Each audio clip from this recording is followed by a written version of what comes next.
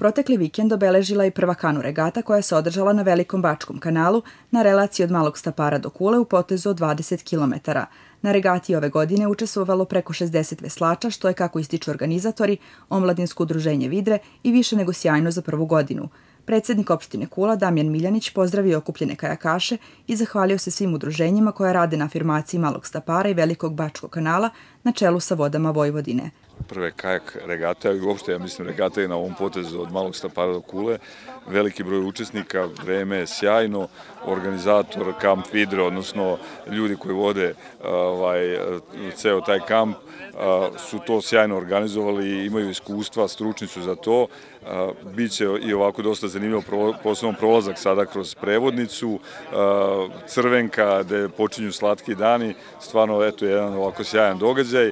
Ono što je još bolje jeste da već na ovoj prvoj regati, u ovom prvom događaju pokazali su super organizaciju i već smo napravili planove za sledeću godinu, a zapravo sve je usmereno na afirmaciju Malog Stapara i Velikog Bačkog kanala. I eto, iskoristio bih i ovom prilikom zahvalnost i udruženjima i Kampu Vidre i udruženju Štrand koji takođe radi projekte s opštinom, a pre svega Vodama Vojvodine koje su zajedno s opštinom izdvojili ogromna sredstva na projektima vezano za vodu tog kanala kroz našu opštinu.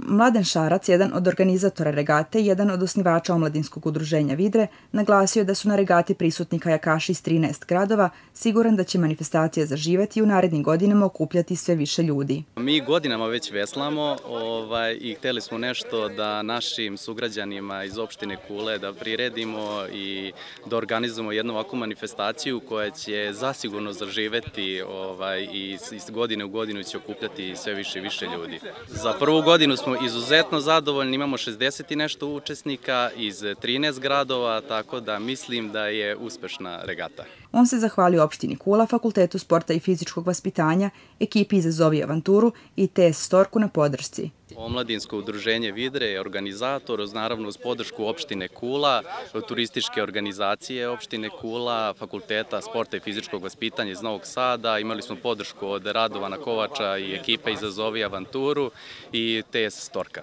Regata je svoju prvu pauzu napravila na mostu u Crvenki na otvaranju manifestacije Slatki dani, gde su kajakaši dočekani sa bubnjevima uz ovacije velikog broja ljudi.